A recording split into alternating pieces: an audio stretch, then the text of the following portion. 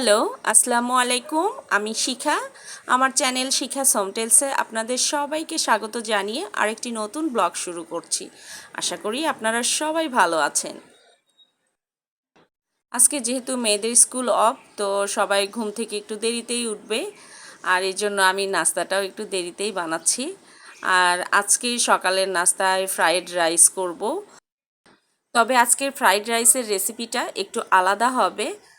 মোট কথা, ফ্রাইড রাইসের জন্য যে চিকেনটা সেটা আমি একটু অন্যভাবে রেডি করছি। আমি চিকেনটাকে ম্যারিনেট করে রেখেছিলাম। মোট কথা, চিকেন পপকর্ন আমরা যেভাবে বানাই ওভাবেই চিকেন পপকর্নটা রেডি করে নেব। আমি এতদিন পর্যন্ত যতগুলো ফ্রাইড রাইস রেসিপি ট্রাই করেছি তার মধ্যে এই রেসিপিটা সবথেকে বেশি টেস্টি ছিল। আমি চিকেনগুলোকে খুব ছোট ছোট করে কেটেছিলাম, কারণ চিকেন পপকর্নের জন্য চিকেনগুলো কিন্তু আমরা সব সময় খুব ছোট ছোট করে কেটে নিই। চিকেন ম্যারিনেট করার সময় গরম মশলার গুঁড়া, গোলমরিচের গুঁড়া, টমেটো সস, সয়া সস আর লেবুর রস দিয়ে ম্যারিনেট করে রেখেছিলাম। আর আজকে ফ্রাই করার আগে ডিম দিয়েছি আর কর্নফ্লাওয়ার, ময়দা একসঙ্গে মিক্সড করে তাতে চিকেনটাকে কোট করেছি। আর চিকেনগুলো ফ্রাই করার সময় খেয়াল রাখতে হবে একদম ডিপ ফ্রাই যেন না হয়। ডিপ ফ্রাই হলে চিকেনগুলো বেশি শক্ত হয়ে যাবে, সেটা খেতে ভালো লাগবে না। আমি ফ্রাইড রাইসের জন্য ডিমটাকে রেডি করে নিচ্ছি। তো ডিমটা ফ্রাই করে সাইডে রেখে এখন গাজর আর সামান্য পরিমাণ কাঁচামরিচ দিয়েছি, ওটাকে ফ্রাই করব হালকা। আর ডিমটাকে আমি সাইডে উঠিয়ে নিচ্ছি। আজকে শুধু গাজরই দিচ্ছি ফ্রাইড রাইসে, ক্যাপসিকাম নেই। ক্যাপসিকাম থাকলে ভালো হতো, দেখতে আরও বেশি কালারফুল হতো। রাইসটা দেওয়ার পর আমি সয়া সস আর টমেটো সস অ্যাড করেছি, বাট সেটা স্কিপ হয়ে গেছে। আর এখন আমি ডিম আর ফ্রাইড চিকেনগুলো দিয়ে দিলাম।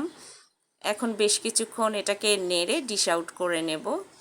তো আমার রান্না কমপ্লিট, এখন ডিশ আউট করব। আমার খুব পছন্দের একটা রেসিপি আপনাদের সঙ্গে শেয়ার করলাম। আমার কাজ বা আমার ভিডিও যদি আপনাদের ভালো লেগে থাকে প্লিজ একটা লাইক দেবেন এবং আমার চ্যানেলটিকে সাবস্ক্রাইব করে পাশে থাকা বেল বাটনটিকে প্রেস করে দেবেন। তাহলে আমার ভিডিও আপলোড হওয়ার সঙ্গে সঙ্গে আপনাদের কাছে নোটিফিকেশন পৌঁছে যাবে, আর আপনারা আপনাদের সময়, সুযোগ এবং সুবিধা মতো আমার ভিডিওটি দেখে নিতে পারবেন। আর যদি কিছু জানার বা বলার থাকে কমেন্ট বক্সে জানিয়ে যাবেন, আমি অবশ্যই আনসার দিব।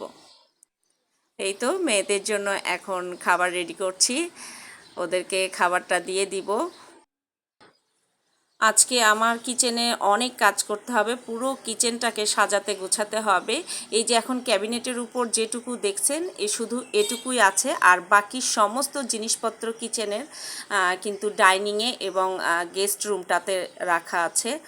গতকাল আমার কিচেনে হঠাৎ করে পানির লাইন জ্যাম হয়ে পুরা কিচেন একদম ডুবে গেছে, মানে খুবই খারাপ অবস্থা। সমস্ত জিনিসপত্র কিচেন থেকে বের করে রেখেছি, শুধু কিচেনের এই ক্যাবিনেটটাকেও বাইরে বের করে রাখতে হয়েছিল। গতকাল রাতে যখন সব কিছু শুকিয়ে গেছে ফ্লোরটা, তখন আবার ক্যাবিনেটটা এখানে ঢুকিয়েছি, আর বাকি সমস্ত জিনিসপত্র এখনও বাইরে।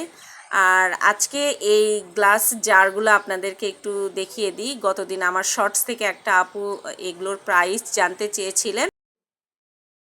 আমার হাতের এই গ্লাস জারগুলো এখানে চারটা, দুটা আছে একটু বড় সাইজ, দুটা একটু ছোট সাইজ। তো এই চারটার প্রাইস নিয়েছিল 1050 টাকা মেবি। আর এই যে এখন যে জারগুলো দেখাচ্ছি,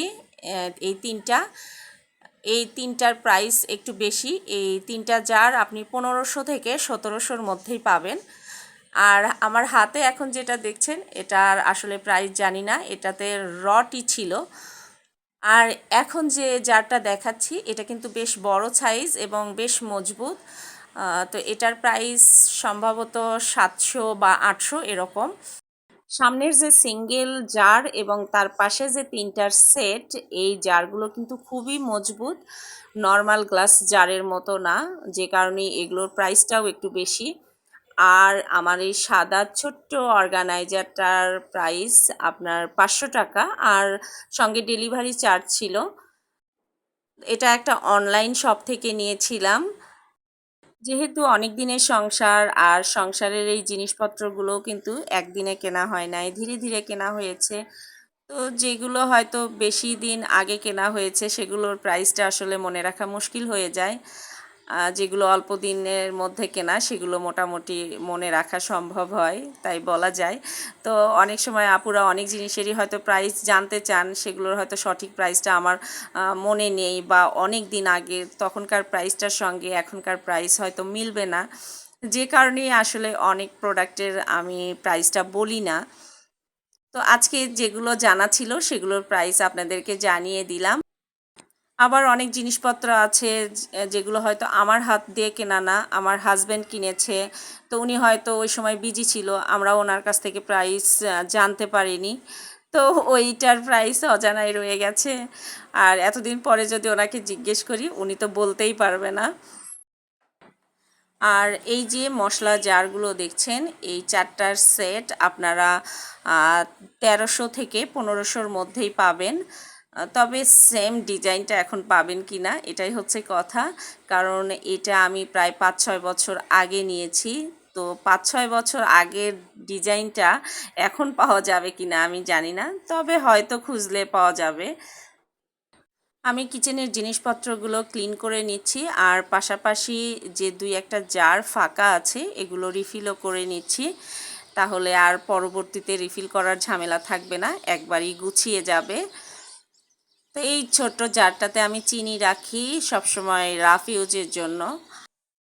মিষ্টি জাতীয় কোনো খাবার যদি পরিমাণে বেশি না বানাই তাহলে এই একটা জারের চিনি আমার কমপক্ষে 15 দিন যাবে, কারণ চাও তেমন খাওয়া হয় না। আর চায়ে আমার হাজব্যান্ড চিনি খায় না, আর আমি তো চা একদমই কম খাই, হয়তো মাসে 2-4 দিন হয় আর কি। আমার বাসায় একমাত্র মিষ্টি জাতীয় খাবার বেশি পছন্দ করতো আমার হাজব্যান্ড, তো উনি অসুস্থতার জন্য এখন মিষ্টি জাতীয় খাবার অ্যাভয়েড করে চলে। এখন আমি ক্যাবিনেটের ভিতরটা গুছিয়ে নেব। ক্যাবিনেটটাও ভালোভাবে ক্লিন করে নিয়েছি। গতকাল এমন অবস্থা যে শুধু গ্যাসের চুলা আর গ্যাস সিলিন্ডারটা ছাড়া বাকি সমস্ত জিনিসপত্র আমার কিচেন থেকে বের করতে হয়েছে। তো বেড যখন করেছি তখন সব কিছুই ভালোভাবে ক্লিন করে নিয়েছি, যেমন সাদা যে ট্রলি র্যাক ওটার সমস্ত জিনিসপত্র আমি গতকাল রাতেই ক্লিন করে আবার ট্রলিতে সাজিয়ে নিয়েছি অফ ক্যামেরায়, কারণ এত কাজ ক্যামেরা অন করে করা সম্ভব না। তো আজকে ক্যাবিনেটটা গুছিয়ে নিচ্ছি। আমি সবসময় যে জিনিসগুলো ইউজ করি, মোট কথা রাফ ইউজ করি, শুধু ওই জিনিসপত্রগুলোই কিচেন ক্যাবিনেটে রাখি। আর বাকি সব জিনিসপত্র কিছু আছে ওয়াল ক্যাবিনেটে। আর আমার মোট জিনিসপত্রই মোট কথা এখনও কার্টুন করে করে রেখে দেয়া আছে, ওগুলো বের করি না। শুধু বের করি না বললে ভুল হবে, মাঝে মাঝে যখন কিছু জিনিস ইউজ করার পর আবার ওগুলো প্যাকেট করে রেখে আবার প্যাকেট থেকে নতুন কিছু জিনিসপত্র বের করি। কিন্তু সব জিনিসপত্র যে একবারে বের করে সাজিয়ে রাখবো সেটা সম্ভব হয় না। আর এই পরিমাণ জিনিস আছে যেটা আমার এই একটা বা দুটা ওয়াল ক্যাবিনেটেও রাখা সম্ভব না। এত বছরের সমস্ত জিনিসপত্র তো আর কম হয় না। আর অনেক বেশি জিনিসপত্র বাইরে রাখলে আমার খুব সমস্যা হয়, যেহেতু আমাকে বারবার বাসা চেঞ্জ করতে হয়। গত 5 বছরে আমাকে 3বার বাসা চেঞ্জ করতে হয়েছে, আবারও বাসা চেঞ্জ করতে হবে। তো চেঞ্জ করার কথা ছিল বেশ কিছুদিন আগেই, তো আমি হঠাৎ অসুস্থ হয়ে পড়ার কারণে আর চেঞ্জ করা হলো না। তখন বাসাও দেখছিলাম, কিন্তু অসুস্থ হলাম। আমার যেহেতু সার্জারি করার কথা ছিল, তো তখন চিন্তা করলাম যে সার্জারি করলেও তো অন্তত 3-4 মাসের মধ্যে আমার বাসা চেঞ্জ করা সম্ভব না। আর বাসা চেঞ্জ করতে গেলে সমস্ত জিনিসপত্র আমাকেই প্যাকিং করতে হবে, আমাকে হেল্প করার মতো কেউ নাই। আমি ক্যাবিনেটে যেভাবে জিনিসপত্র রেখেছি চাইলে আরও বেশি জিনিসপত্র রাখতে পারবো, কিন্তু আমার অত বেশি চাপিয়ে জিনিসপত্র রাখতে ভালো লাগে না, যেহেতু রাফ ইউজের জিনিসপত্র সবসময় নিতে হয়। তো আমি একটু ফাঁকা ফাঁকা করেই রেখেছি। তো এই তো আমার কিচেনের ক্যাবিনেটটা গুছানোর পরের অবস্থা। আর এই চামচের সেটটা আমি বাইরে রাখলাম, এটা সবসময় ইউজ করতেই হয়। এই তো আমার কিচেন ডিপ ক্লিন করার পরের লুক। আর এখানে যে পট 2টা রাখছি, এইটাতে চাল থাকে, একটাতে পোলার চাল একটাতে ভাতের চাল। তো আজকের মতো ভিডিওটা এখানেই শেষ করছি। আজকে আর দুপুরের রান্না আপনাদের সঙ্গে শেয়ার করব না, এমনিতেই ভিডিওটা অনেক বড় হয়ে গেছে। তো আপনারা সবাই ভালো থাকবেন। আল্লাহ হাফেজ।